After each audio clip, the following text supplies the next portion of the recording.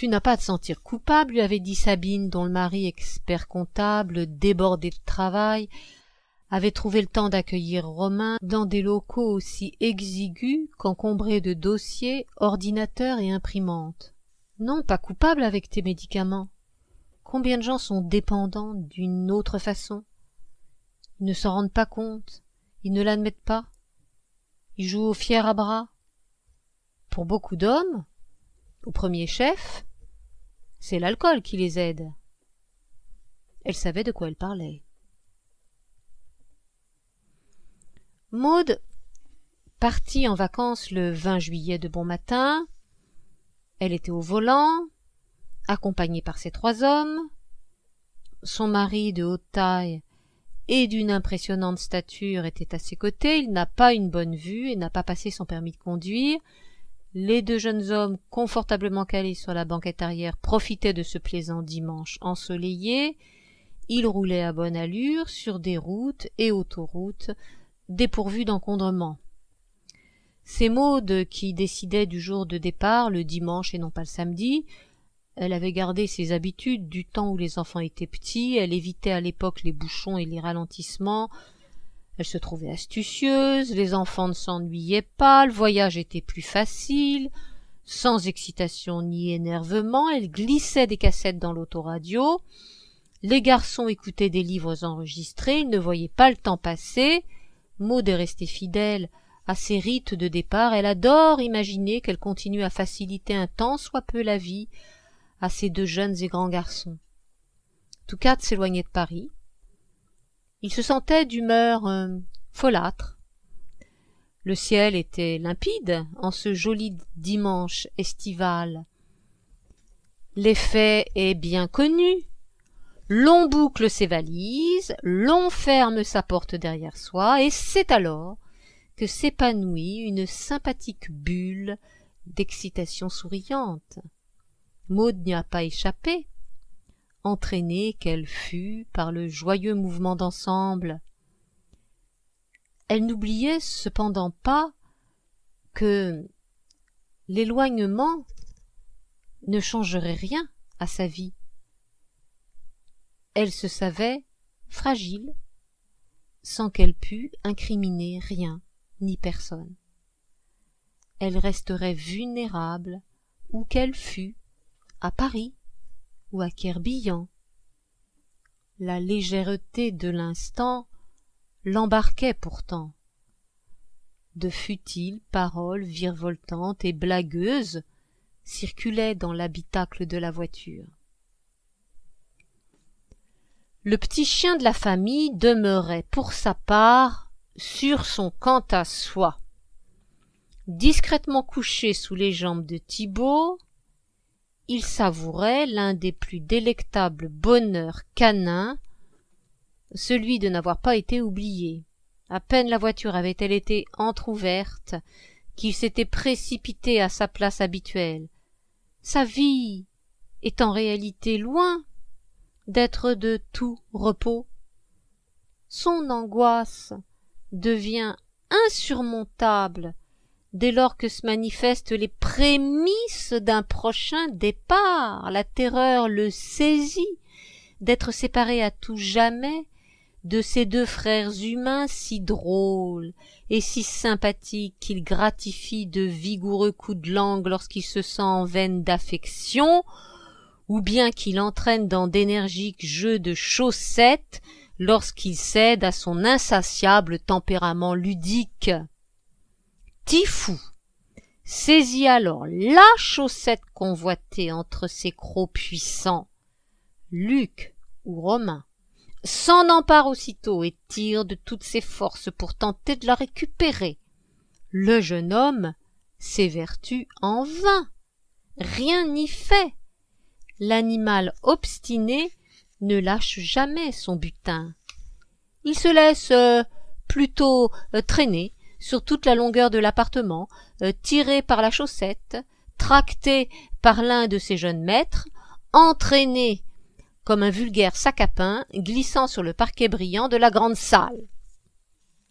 Tifou se remettait ce jour-là de la grande peur de sa vie, qui, pour revenir régulièrement, n'en est pas moins toujours aussi traumatisante. Il s'abandonnait à un bienheureux sommeil pendant que Maud songeait au moment léger et souriant que représentait le début de leur voyage, et qui ne serait jamais qu'un moment.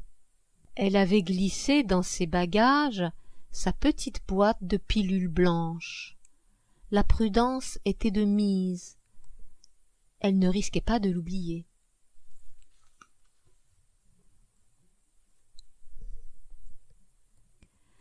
Insupportable.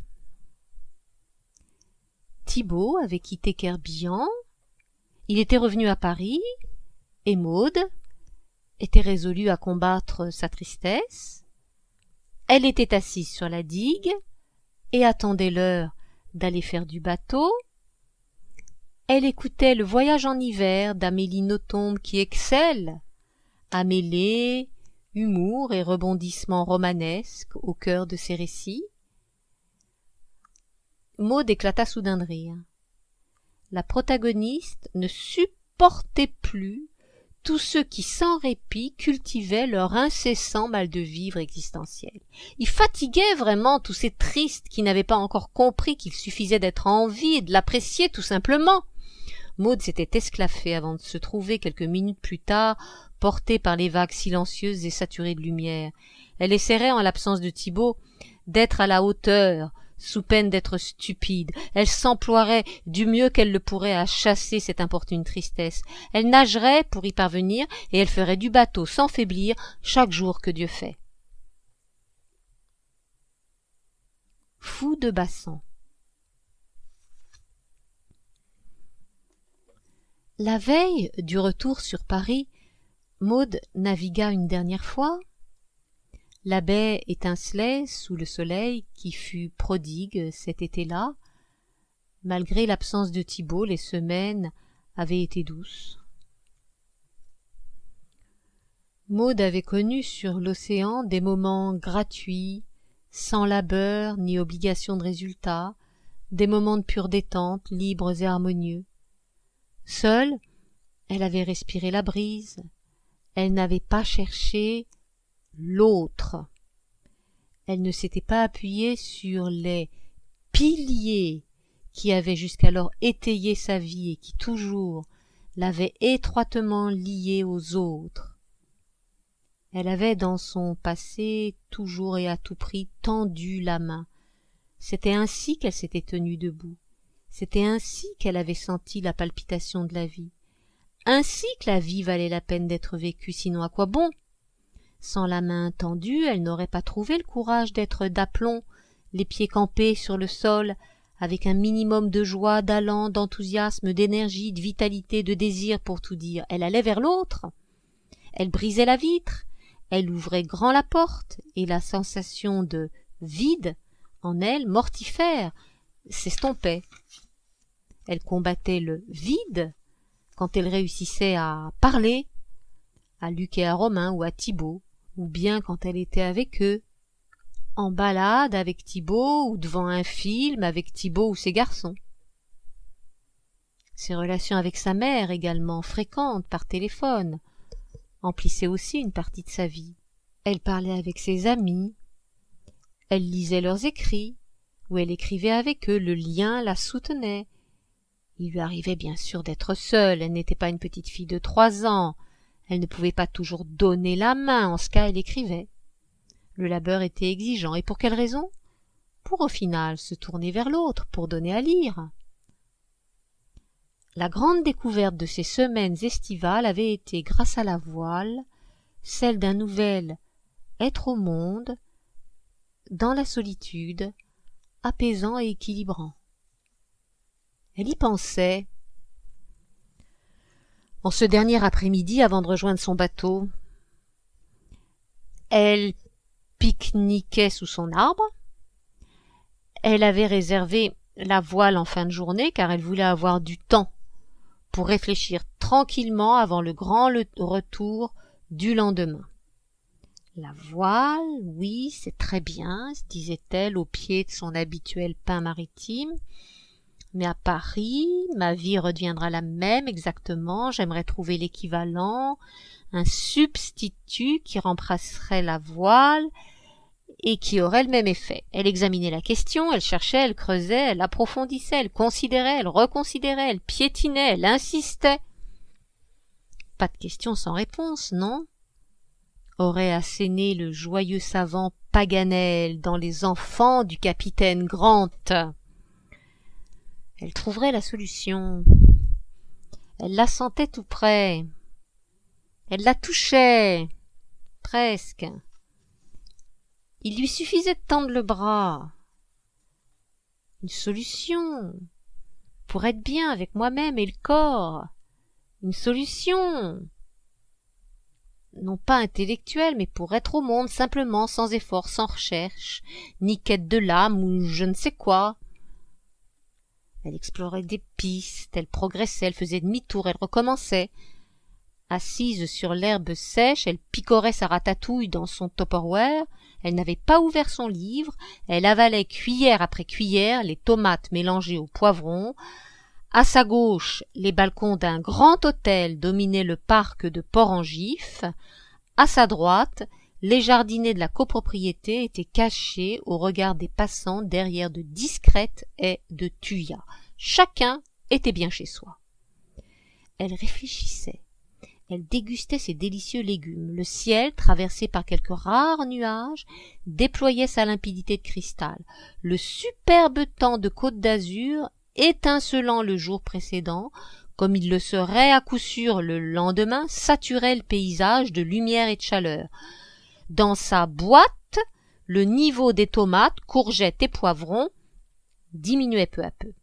La solution n'était pas loin.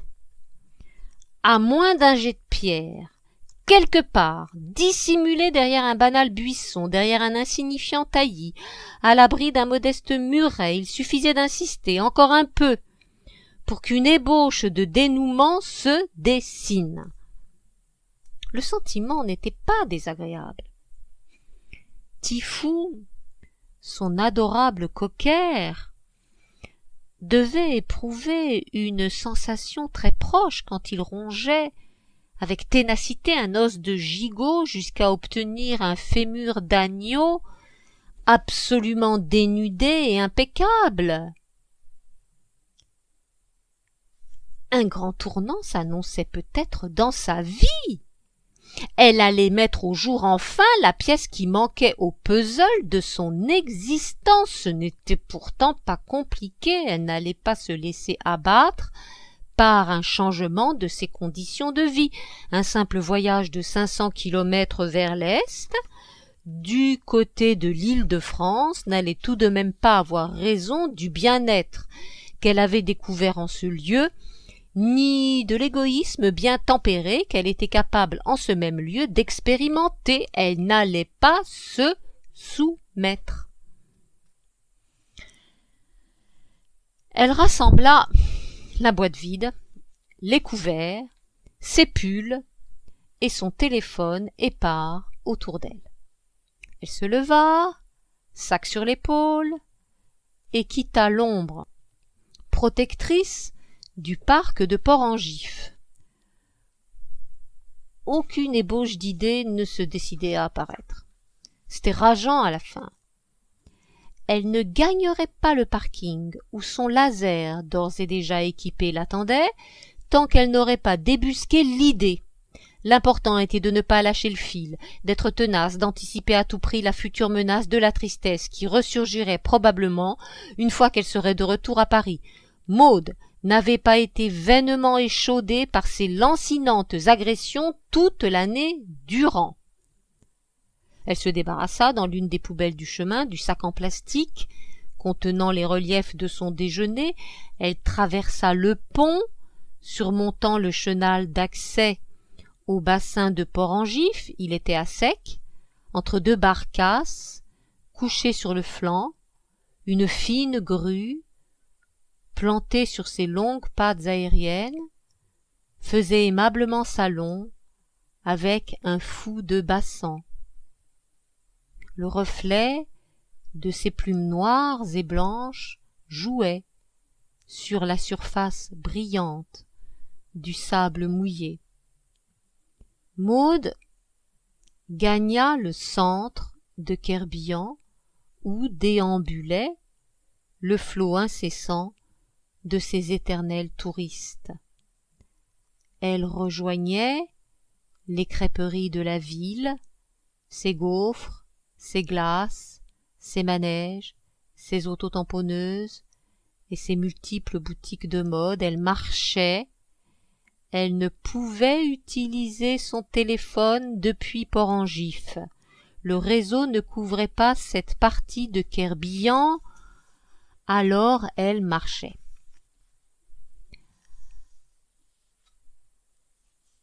Un début d'idée, peu distincte, commençait à dessiner ses contours. Elle devinait une piste. Était-elle valable? Il lui fallait téléphoner. Son pas était sûr et rapide. Elle s'installa sur la terrasse de la Potinière, l'un des grands cafés du centre de la ville. Elle demanda au serveur le code d'accès à Internet. Elle consulta des sites. Elle chercha des numéros de téléphone. L'idée se précisait. Elle pensait à la musique classique. Mais oui, pourquoi pas, se disait-elle. Peut-être bien la musique classique. Elle éprouvait, lorsqu'elle naviguait, une forme de passivité. Il lui semblait alors accéder à une vie intérieure plus intense. Écouter de la musique classique était peut-être une expérience proche. Maud se sentait étrangère au monde des mélomanes. Cette sensibilité lui faisait défaut, faite de subtilité, en lien évidemment avec une vie intérieure qui aurait manifesté sa présence. Sa propre vie intérieure lui semblait pauvre et atrophiée, mais la qualité d'une vie intérieure ne pouvait-elle être améliorée? Maud allait explorer cette voie de la musique classique, tant qu'elle n'en aurait pas inspecté toutes les venelles et les éventuelles impasses, elle resterait figée, incapable d'imaginer d'autres perspectives. Elle devait en préciser les aspects pratiques et concrets. La musique classique était certes une bien belle idée. Écouter, être bercé, emporté dans un monde riche et vibrant, exactement comme sur un bateau, le projet était séduisant. Mais il lui fallait concevoir l'avenir qui l'attendait tout proche en septembre à Paris. Elle se lèverait le matin, elle serait seule. Thibaut et les garçons vaqueraient à leurs activités. Le matin, elle s'adonnerait à son écriture artisanale, en mouvement peut-être, dans les autobus ou les trains de banlieue. Elle travaillerait ses phrases. Elle chercherait d'astucieux synonymes sur le site de l'université de Caen.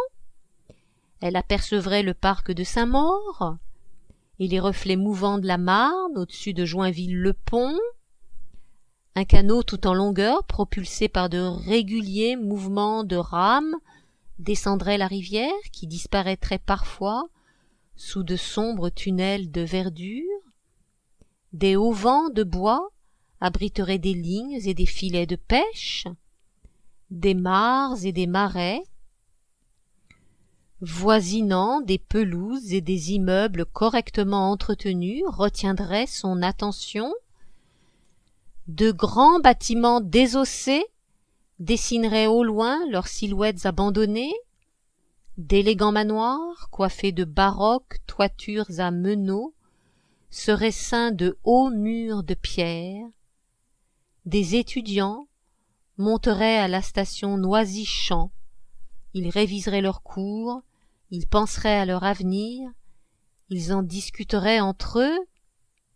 Ces matinées ne seraient pas vraiment différentes de celles de Querbian, passées derrière les vitres d'un autocar sur la ligne côtière de Quiberon jusqu'à Auray. À Paris, après avoir peaufiné ces quelques lignes quotidiennes, il lui faudrait ensuite trouver la détente, la respiration de la journée.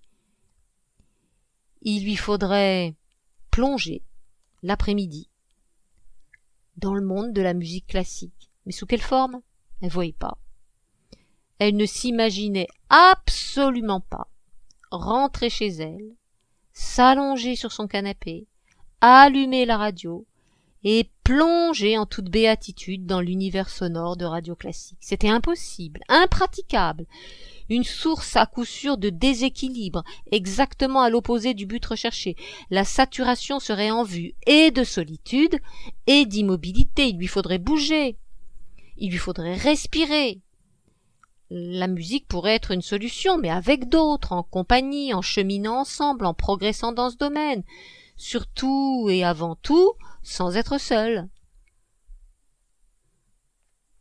Un souvenir traversa alors peu distincte de lointaines strates de sa mémoire. Elle était étudiante, il lui semblait avoir assisté à cette époque à des répétitions d'orchestre dans les studios de Radio France. Ils étaient alors ouverts au public. Les premiers jalons d'une possible piste émergeaient peut-être au travers de cette incertaine réminiscence. Ce serait magnifique d'écouter de la musique vivante alors même qu'elle serait jouée. Elle pourrait être une discrète petite souris qui chaque jour courrait jusqu'à la maison de la radio. Là, elle se laisserait porter, embarquer sur les ondes et harmonies musicales. Cette perspective était-elle réaliste ou bien une simple imagination de son esprit plus qu'atypique? Elle devait le découvrir. Si par bonheur elle atteignait le terme de sa recherche, elle pourrait enfin abandonner l'os qu'elle n'avait eu de cesse de ronger. Dans le cas contraire, elle resterait piégée par l'infernale ronde de ces questions. Autour d'elle, les vacanciers bavardaient, ils offraient leur visage au soleil, tout en dégustant d'impressionnantes glaces. Maude consulta le site de Radio France. Elle téléphona. Une standardiste lui répondit et qui lui passa le service des programmes. Pas du tout, lui fut-il annoncé. Non, ce ne sera pas possible. L'Orchestre national de France ne propose rien de tel, pas plus que l'Orchestre symphonique de Paris. Non, ce n'est pas prévu. Mais essayez donc, lui conseilla-t-on, voyez donc la maîtrise de Radio France. Peut-être y a-t-il une possibilité de ce côté-là. Ses interlocuteurs, surpris, se montraient serviables et bienveillants. Maude se trouvait un peu stupide et triste également de paraître aussi atypique et bizarre l'original du village. En fait, elle avait dû préciser, elle avait parlé de son désir de musique. Elle n'y connaissait rien, avait-elle expliqué, mais elle voulait découvrir. Elle avait pensé à la maison de la radio. Elle disait pourquoi la solitude ne lui serait dans son cas d'aucune aide. Les gens de radio, à l'autre bout du téléphone, avaient sans doute été touchés par la petite dame qui appelait on ne savait d'où et qui se trouvait vraiment aux antipodes des riantes et verdoyantes contrées de la culture mélomane. Mais l'innocente dame avait conscience de son ignorance musicale, elle était lucide, il fallait lui reconnaître cette qualité. Vint le moment où Maude en termina avec la série des appels conseillés les uns après les autres, une conversation préconisée en entraînant une autre, un conseil évoqué en entraînant un autre. Vint le moment où elle avait tout tenté. Elle avait sagement arpenté les moindres recoins proposés par les autochtones du pays de la musique. La conclusion était sans appel. À l'heure des radios numériques, des CD et téléchargements en tout genre, l'écoute des répétitions ouvertes au public était passée de mode. La musique en direct était la seule affaire des concerts du soir. Les mélomanes de l'après-midi écoutaient tranquillement chez eux leur MP3 ou leurs ordinateurs sans éprouver le besoin d'être portés par les musiciens en action ni par les auditeurs goûtant au même moment et dans le même lieu la même musique. Maud atteignit le bout de ce chemin qui n'offrait pas d'issue. Le soleil brillait, elle quitta la terrasse, elle marcha encore, elle fit du bateau, puis elle reprit sa marche sans relâche,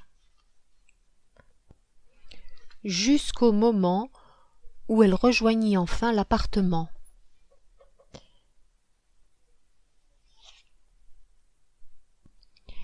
Elle le rejoignit parce qu'elle tenait enfin à sa solution. Elle retrouva les garçons et leur rendit compte de ses réflexions. Elle leur raconta toutes les étapes de ses recherches. Elle n'en éluda aucune. Elle avait à cœur qu'ils connaissent tout de sa quête d'équilibre entreprise ces dernières heures et qu'ils comprennent combien la démarche était importante pour elle. Ils étaient devant elle, elle les retenait par son récit. « Mes garçons, leur disait-elle, que vous sachiez. Ces derniers jours, la voile, c'était si bien, alors j'ai réfléchi, j'ai pensé à la musique et j'ai appelé, j'ai compris que ce n'était pas la solution et je me suis souvenu de mon père. J'avais entre 16 et 18 ans. Il était un grand ami de M. Lourtanel, le patron de la patinoire, à 2 pas de chez nous, près du lac. Et chaque dimanche, j'y allais à la patinoire le matin avec mes 2 sœurs. On faisait des tours en musique, on glissait. Eh bien, figurez-vous, ce pourrait être l'équivalent de la voile. Je pourrais renouer avec ce sport. Je vais trouver une patinoire à Paris. Les 2 garçons se montrèrent circonspects. Une patinoire, maman ? Ce sera difficile à trouver. L'objection fit mouche, ils n'avaient pas tort, les conditions de mise en œuvre devaient être prises en compte. Alors quoi ? Leur demanda Maud. Et les rollers, maman, pourquoi pas ? Ce serait encore mieux que la patinoire, tu pourrais te balader dans Paris. Quelques secondes s'écoulèrent, qui permirent à Maud, une fois passée la nouveauté de la proposition, de s'y habituer. Mais oui, pourquoi pas, en fait, c'est une idée. Et le ciel et les nuages, non, je n'en serais pas loin. Ce serait plus simple, plus naturel que la patinoire et la respiration, oui, ce ne serait pas mal. Et puis, se risqua-t-elle à ajouter, je serais peut-être assez douée, non ? Puisque je tenais debout sur des patins à glace quand j'avais 17 ans. J'y reviens toujours, non ? Plaisanta-t-elle à mon père. Bon, c'est adjugé, c'est vendu, conclut-elle. L'intonation de sa voix était à la blague, mais en réalité, elle était sérieuse. C'est bien, leur dit-elle. Je ne reprendrai pas ma vie à Paris comme avant l'été, sans équilibre, en descendant la pente, en tombant aussi fréquemment. Non, j'aurai un pilier, un autre pilier, sans lien aux autres, pour moi seule. Ni Luc ni Romain n'avaient eu le choix. Ils avaient écouté les circonvolutions mentales de leur mère jusqu'à la conclusion qu'elle souhaitait leur révéler. Ils la connaissaient, elle devait absolument, qu'à de vives émotions, leur rendre compte de ses débats intérieurs. Ils ne pouvaient y échapper, elle leur expliquait, elle se rassurait. Elle y gagnait joie et enthousiasme, ils le savaient, c'était ainsi qu'elle les aimait. Tous 2 ne manquèrent pas d'échanger discrètement après cette vive et enthousiaste discussion un regard singulièrement perplexe. Ils ne connaissaient certes pas l'avenir. L'exaltation maternelle n'était peut-être pas pure illusion, comment savoir ? Peut-être la croiserait-il dans quelques mois arpentant, telle une championne de roller tractée par son fidèle cocker, les trottoirs de Paris. Il suivrait cette affaire. Il se montrerait à tout le moins curieux et amusé. Quelques jours après son retour de vacances, Maud trottinait rue de Charenton. Elle passait devant l'hôpital des 15-20, puis elle s'engagea dans la rue du Faubourg Saint-Antoine. Elle fut obligée de ralentir. Des piétons encombraient le trottoir, il suffit de certains regards qui se croisent pour que Paris devienne soudain Un modeste village de campagne, on sourit, on est surpris, on se reconnaît et l'on s'embrasse. Maude adore cette fugace sensation de voisinage amical. Elle rencontra Violette, qui habitait justement là, rue du Faubourg Saint-Antoine, près de la place de la Bastille. Toutes deux s'étaient connues dans l'atelier d'artiste, où l'une écrit et où l'autre peint. Maude reconnut le seuil de son immeuble. Elle l'avait raccompagné chez elle, un jour où Violette, qui n'avait pas de voiture, s'était approvisionnée en pinceaux, toiles et enduits. Violette se rendait habituellement dans un magasin de la banlieue sud, moins onéreux que les commerçants parisiens. Maude avait proposé de l'y conduire et l'avait ensuite déposé devant sa porte. Elle disposait alors des quantités nécessaires de couleurs, de brosses et de papier craft pour les 6 prochains mois. Les deux amies échangèrent des nouvelles. La réouverture de l'atelier était encore reportée. Elles s'inquiétaient. Elles espéraient que ce retard n'annonçait pas une fermeture définitive. « Et toi, comment vas-tu » demanda l'une avec un grand sourire. « Tout à fait bien, » répondit l'autre, qui se réjouissait tout autant du heureux hasard de leur rencontre. Le fils de Violette était de retour à Paris. Il abandonnait son école d'ingénieur et s'orientait vers d'autres études. Il habitait de nouveau chez sa mère. Violette s'en réjouissait. Elle avait perdu son mari alors qu'elle n'avait pas plus de 30 ans. Elle avait élevé seule son fils unique et avait souffert pendant cette longue année d'être éloignée de lui. « Dis-moi ce que tu deviens » demanda-t-elle. Maude ne savait par où commencer. Elle n'avait pas envie d'éluder la question. La communication étant, elle en a conscience, la grande affaire de sa vie. Elle essaie de ne pas laisser échapper une occasion de gagner en transparence. Elle lui confia ses dernières réflexions. Le soleil répandait une magnifique lumière d'été. Il caressait le visage des passants. Maude lui parla de sa navigation à la voile sur la côte de Kerbillan. Elle lui décrivit son bien-être là-bas, quand la forme effilée de l'étrave joue avec les vagues. Elle lui dit son espoir que les rollers sur les trottoirs de Paris lui soient tout aussi bénéfiques. Violette avait écouté, elle ne s'était pas moquée, elle était debout, immobile sur le trottoir, au milieu du flot des passants qui la frôlaient ou la bousculaient, l'éloignaient ou la rapprochaient de Maude selon leur trajectoire du moment. Violette avait lu les livres de Maude, elle avait commencé avec le récit de la vie de son père, elle avait poursuivi avec l'évocation de ses angoisses, quand Maude préparait son baccalauréat. Elle était à l'époque terrorisée par l'examen. Violette avait également lu ses volumes plus récents, qui dévoilaient ses péripéties conjugales et maternelles. Maude avait expliqué, Violette avait écouté. De ses lèvres et de ses yeux, elle souriait à Maude. « Mais c'est normal, lui dit-elle, que tu te sentes bien quand tu fais du bateau. Ce sont tes racines qui te rapprochent de ton enfance. Mais aussi la voile, ne l'oublie pas, était l'un des liens puissants avec ton père. » Des gouttelettes de joie se répandirent, qui apaisèrent le cœur de Maude. « Ce n'est pas moi qui l'affirme, se dit-elle. C'est la vie de Violette, sa vision personnelle extérieure, objective quasiment, et donc mes déambulations dans ma tête, depuis la voile jusqu'au roller, en passant par la musique et les patins, mes tours, mes détours, mes circonvolutions, mes espoirs et mes projets ne sont sans doute pas si bizarres, pas si superficiels, peut-être pas. » Elles s'embrassèrent, elles se dirent au revoir. Maude repartit, elle était enthousiaste et en forme, elle trottina à grande vitesse jusqu'aux élégantes colonnes de la place de la Nation. Elle était éblouie, mais pas le moins du monde gênée par les rayons obliques du soleil qui lui faisaient face en cette fin d'après-midi. Elle en savourait les tout derniers éclats.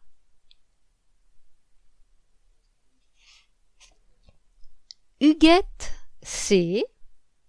écrivit en 2010 le récit de son enfance. Maude avait aimé son livre, elle devint amie. Le récit poétique, profond et généreux s'achevait par la quête de la mère biologique de l'auteur. Huguette avait entrepris cette recherche lorsqu'elle-même devenait mère. Une famille d'agriculteurs normands désignés par la DAS l'avait accueillie quand elle avait 3 ans.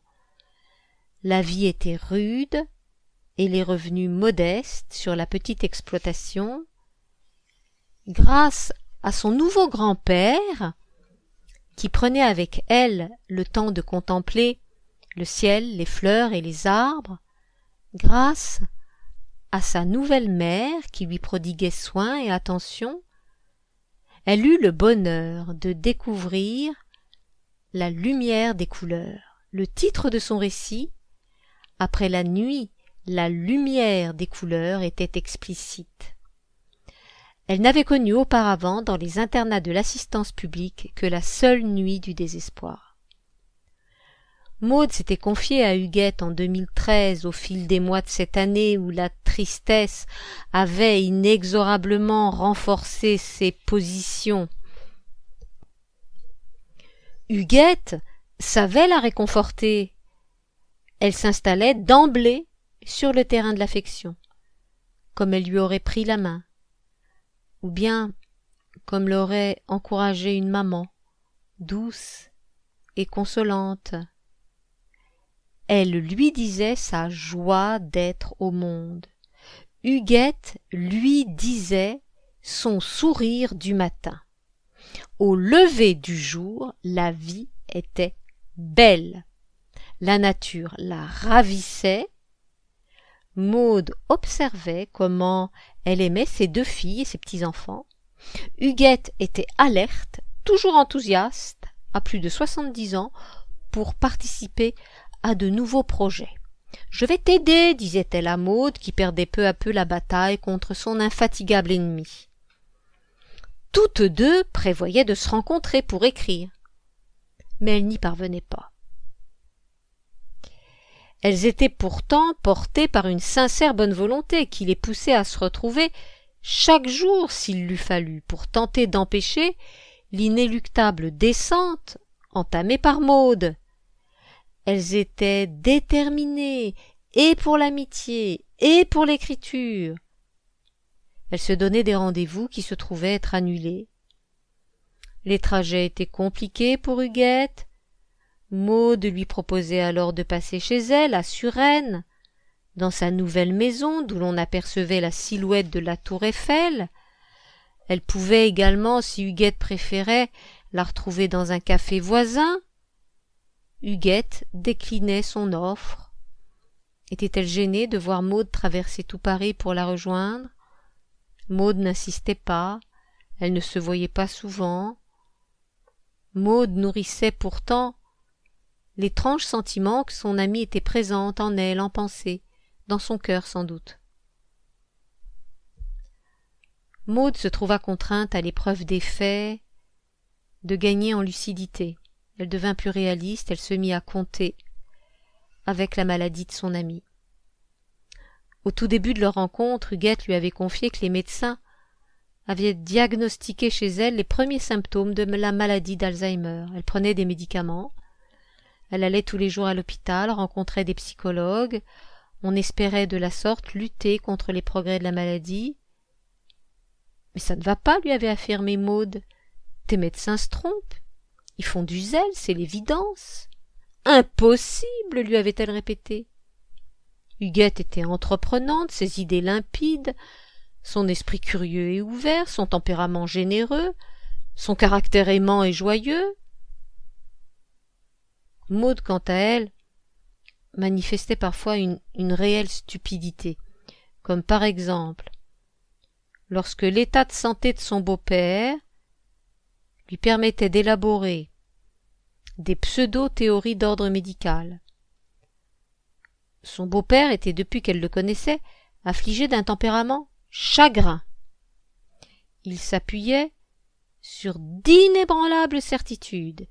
Il n'accordait que peu de confiance à autrui ou à un avenir qui, selon lui, ne pouvait engendrer le moindre progrès.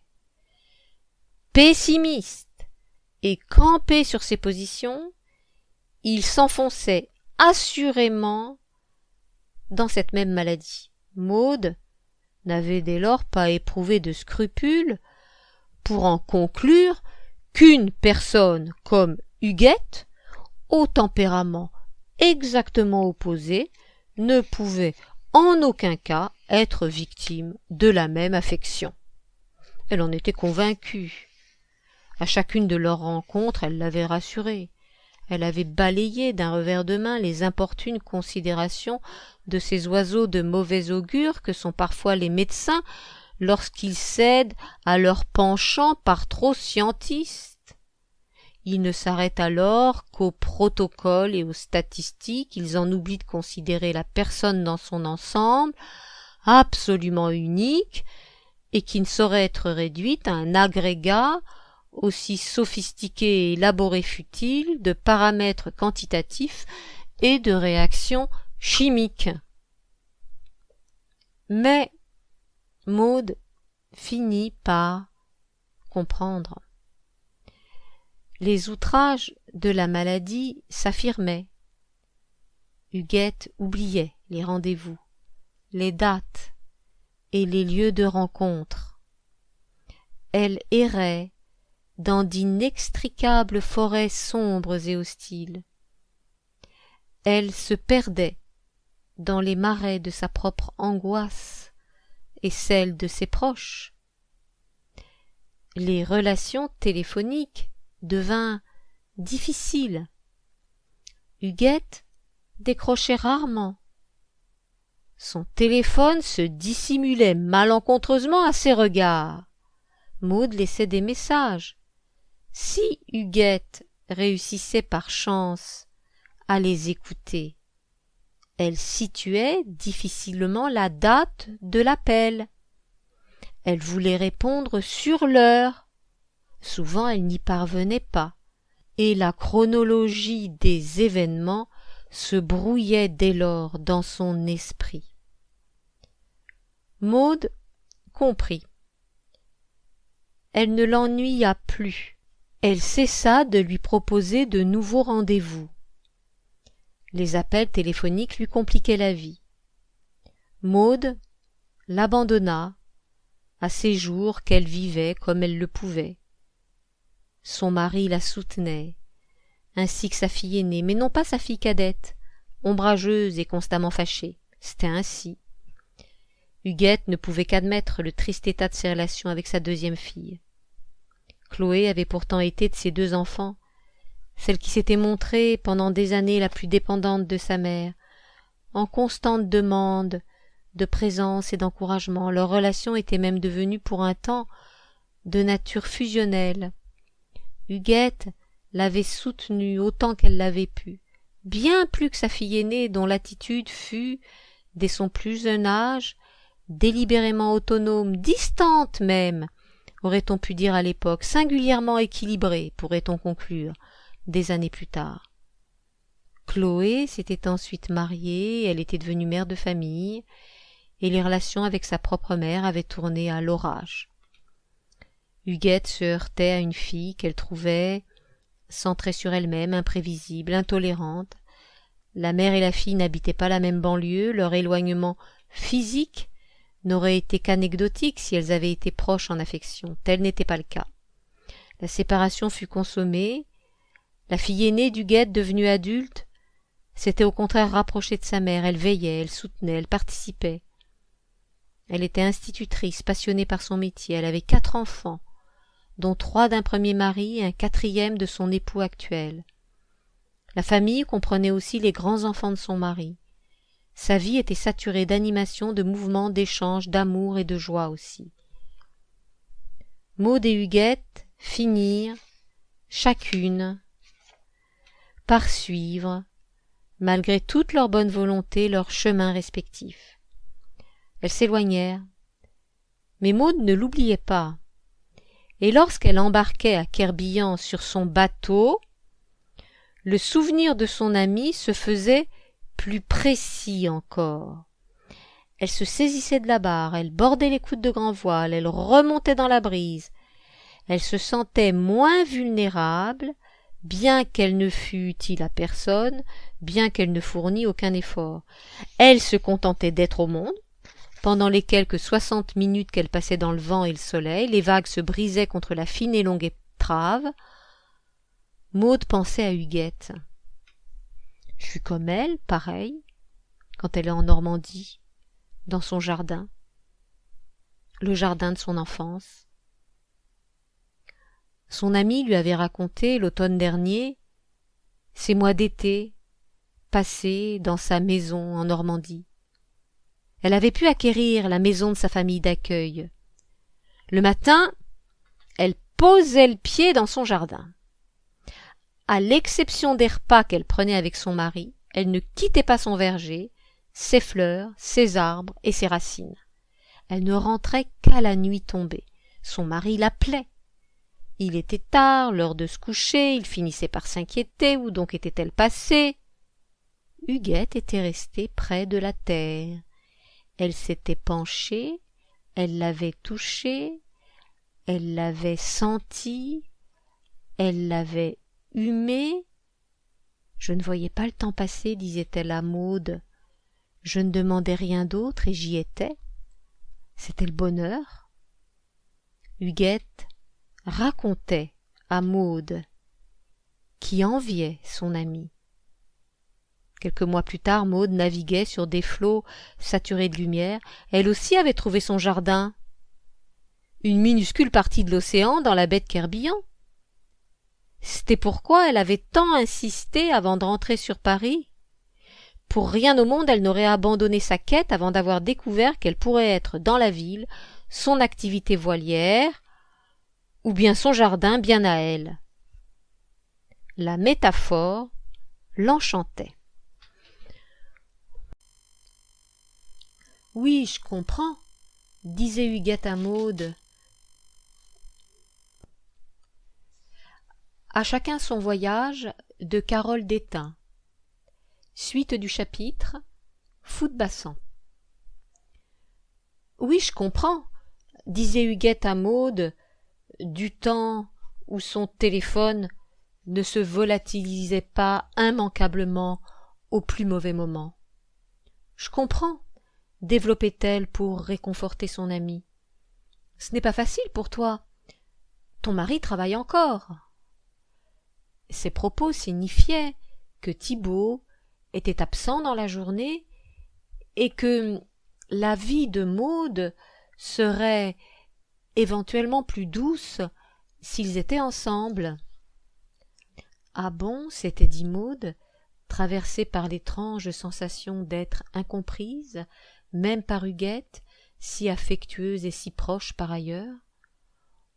On me voit donc ainsi, du moins Huguette, avec cette unique perspective qu'il me reste devant moi, mon avenir, celui d'attendre simplement la retraite de Thibault. Huguette rapprochait sa situation de celle de tant d'autres personnes qui s'acheminent vers la vieillesse. Vide existentiel ou angoisse métaphysique n'était pas retenu dans cette image renvoyée par son amie. Maud irait mieux si elle vivait du matin au soir avec Thibault. Maud renonça, sur le moment, à expliquer sa différence, vaincue, sur le moment, par la difficulté gigantesque d'être comprise, totalement et en transparence. Elle baissa les bras, ce matin-là, au téléphone. Ces propos signifiaient que Thibault était absent dans la journée et que la vie de Maud serait éventuellement plus douce s'ils étaient ensemble. Ah bon, s'était dit Maud, traversée par l'étrange sensation d'être incomprise, même par Huguette, si affectueuse et si proche par ailleurs. On me voit donc ainsi, du moins Huguette, avec cette unique perspective qu'il me reste devant moi, mon avenir, celui d'attendre simplement la retraite de Thibault. Huguette rapprochait sa situation de celle de tant d'autres personnes qui s'acheminent vers la vieillesse. Vide existentiel ou angoisse métaphysique n'était pas retenu dans cette image renvoyée par son ami. Maud irait mieux si elle vivait du matin au soir avec Thibaut.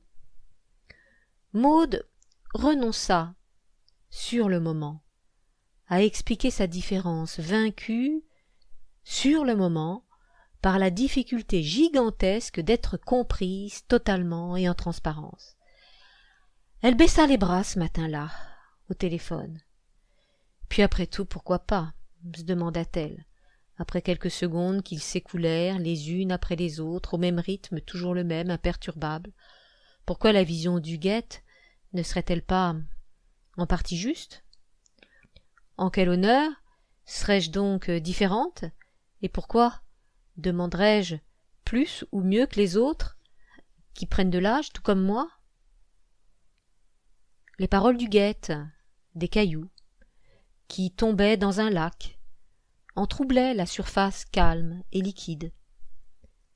Des vagues circulaires se formaient, puis elles disparaissaient, l'eau redevenait miroir.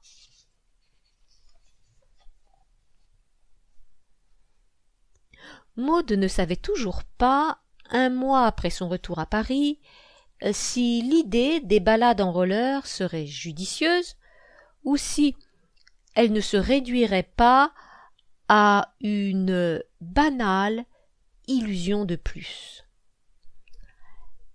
Elle avait écrit en septembre le récit de ses vacances à Querbillon. Il serait le sujet d'un futur roman qu'elle retravaillerait plus tard. Elle avait participé chaque semaine à de nombreux ateliers d'écriture. L'ambiance du groupe favorisait l'expression rapide et spontanée de ses idées. Entraînée par ce premier élan, elle poursuivait ensuite plusieurs heures dans les trains. C'était ainsi qu'elle construisait ses romans. Elle écrivait pendant quelques semaines un texte spontané de premier jet, le récit de ses dernières vacances, et elle renouait ensuite le reste de l'année avec sa véritable vie quotidienne de travail artisanal. Elle retravaillait alors lentement et laborieusement ses textes. Une année correspondait à environ 1 mois d'écriture libre et continue et 11 mois de lissage et polissage. Elle n'avait pas cessé d'écrire depuis son retour de Querbillon. Elle attrapait au vol, en atelier, puis dans les trains, le flux de ses souvenirs. Elle ne put donc, faute de temps, pratiquer sa nouvelle activité parisienne censée remplacer les bords de près et devant-arrière tirés au large de la grande plage de Querbillon. Impatiente et curieuse, elle était pourtant allée l'un des premiers jours de septembre, place de la Bastille, et elle avait acheté une magnifique paire de rollers. Elle l'avait essayée et avait vite mesuré son notable manque d'équilibre. Elle devait demeurer prudente. Elle s'était inscrite à une série de cours collectifs hebdomadaires pour débutants. Les cours auraient lieu sur l'esplanade de la Bastille et sur les quais de Seine voisins. Il lui faudrait peut-être 1 an pour maîtriser ces imprévisibles et rapides roulements à billes.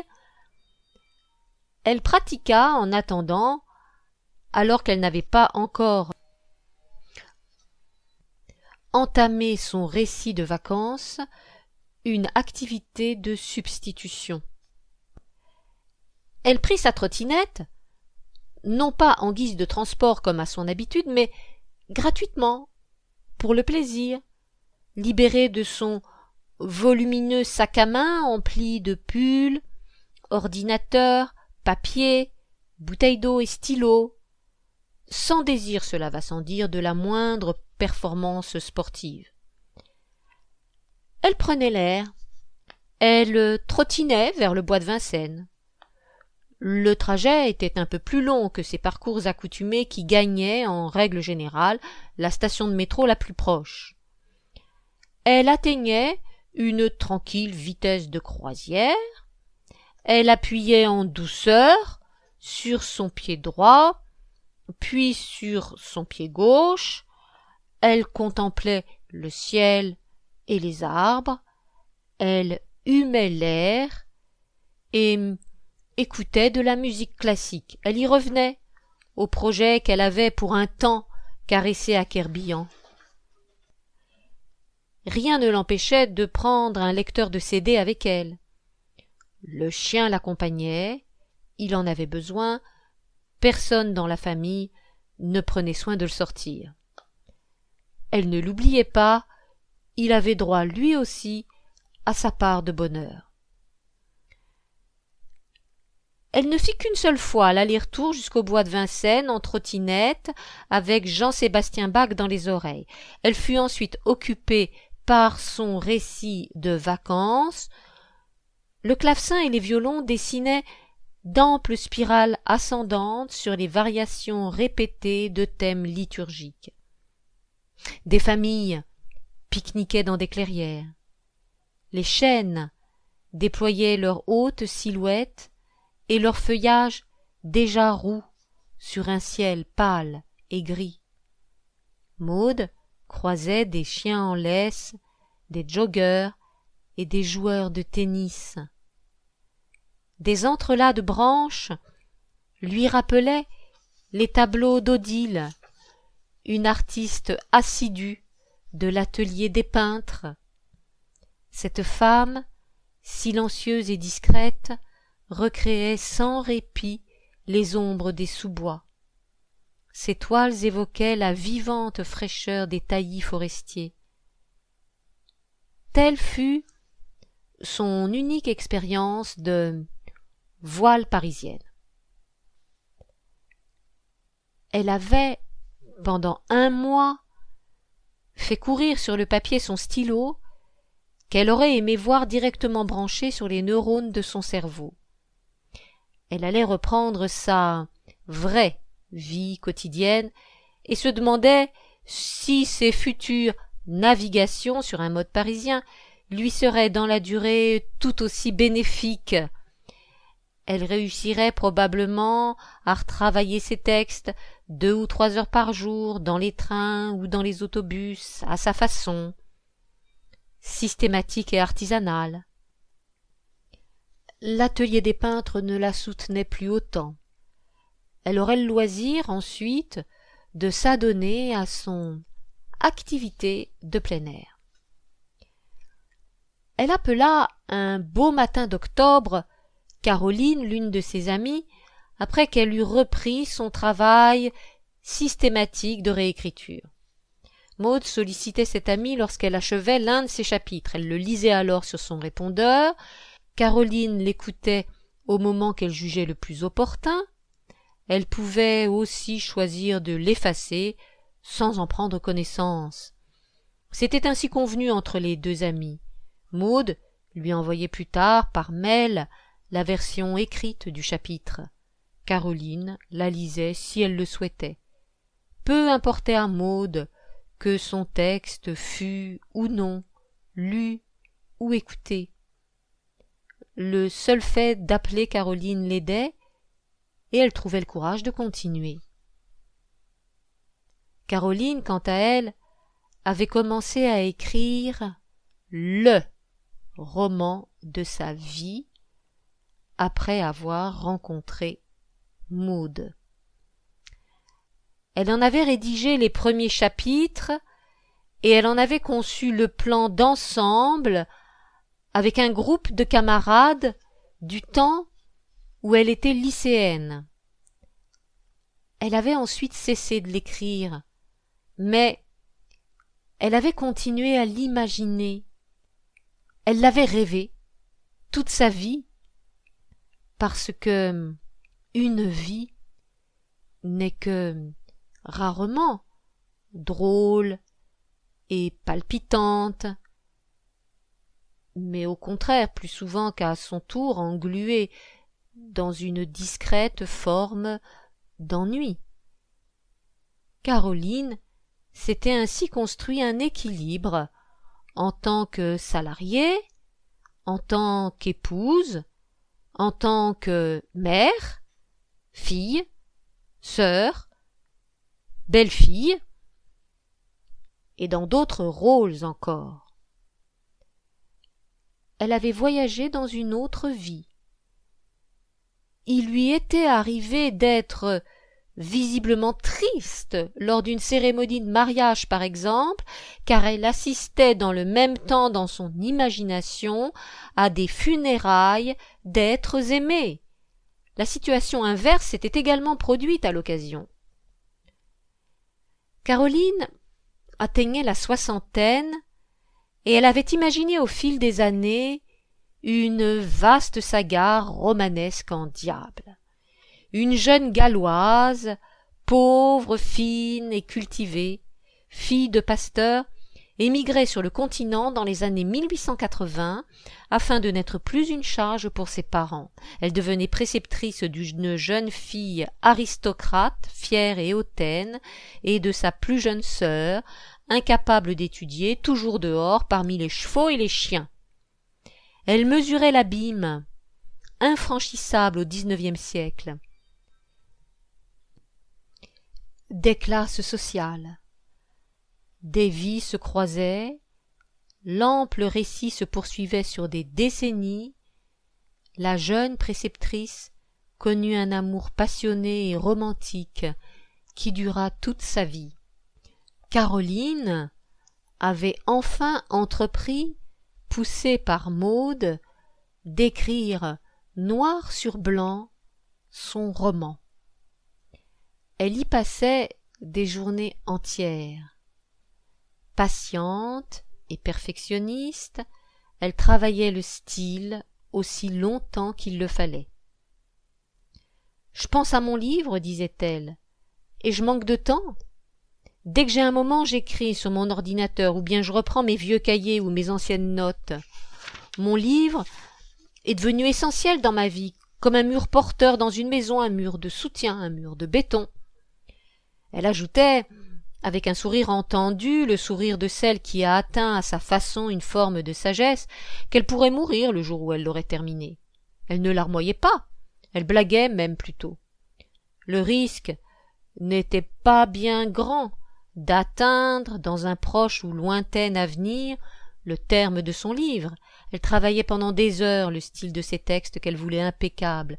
Elle ne pouvait écrire que lentement, et l'histoire qu'elle avait en tête était dense et foisonnante, une généreuse épopée familiale et sociale qu'elle avait eu le loisir, tout au long de sa vie, d'étoffer et d'enrichir. Il lui restait pléthore de travail à abattre avant de songer à la fin de l'ouvrage. Elle disait à Maud qu'elle pourrait mourir quand elle en aurait terminé. Elle disait aussi qu'elle se sentait plus vive et plus joyeuse depuis qu'elle s'était attelée à cette considérable tâche. Écrire lui suffisait. Elle ne voulait pas montrer son travail tant que son livre ne serait pas terminé. « Il sera peut-être lu, disait Caroline après ma mort, par une ou deux personnes. » Et elle souriait de la même façon, sage et fataliste. Seule Maud découvrait ces chapitres les uns après les autres. Elle lui disait son admiration, elle l'encourageait. Les deux amies avaient échangé quelques nouvelles ce matin-là, avant que Caroline n'abandonne son répondeur à Maud. Le fils unique de Caroline, un ingénieur informatique de plus de 30 ans, quittait enfin l'appartement familial. Caroline ne lui connaissait pas de petite amie, et il emménageait seul dans son studio du 15e arrondissement. Du moins, sa mère le supposait. Elle trouvait qu'il n'avait pas l'air malheureux, mais il était si réservé, si discret et si sage apparemment qu'elle ne pouvait s'empêcher de s'interroger. Maud, de son côté, lui parlait de ses incertitudes. « J'espère être un peu moins inquiète cette année, lui disait-elle. Elle lui racontait les différentes étapes de sa réflexion, elle lui disait comment, partant de la voile, elle était arrivée au roller, en passant par la musique classique et le patin à glace, et aussi comment, tout à fait récemment, elle avait même abouti à la trottinette. Ce dernier rebondissement n'était apparemment pas bien original, puisqu'elle était depuis longtemps une adepte de ce moyen de transport, mais Maud lui donnait, pour qu'elle comprenne, tous les détails de sa quête personnelle dont le but était de lutter contre la tristesse. Vois-tu, lui disait-elle, j'arrive à la trottinette, mais ce n'est plus la même, plus celle d'avant, c'est une trottinette maintenant quasiment contemplative, une trottinette de combat en réalité contre le vide existentiel. Elle expliquait à Caroline, qui, pour sa part, aimait à marcher dans Paris. La marche faisait partie de sa vie. Elle favorisait son équilibre. Glisser ou rouler ne me tenterait pas, disait-elle à Maud. Je préfère garder les 2 pieds sur terre, les 2 pieds bien campés sur le sol, et la marche pour toi. Qu'en dirais-tu? C'est une idée, répondit Maud. Oui, pas mal. Tu as raison. Les 2 activités, la trottinette, la marche, étaient en effet indéniablement proches. D'où la réponse de Maud, qui globalement allait dans son sens, quoique, par devers elle, elle préférait la glisse, la vitesse sans effort comme la voile, elle aimait mieux, la marche beaucoup moins, mais enfin elle verrait, elle y serait peut-être obligée parfois dans certaines circonstances. Pourquoi pas? À voir.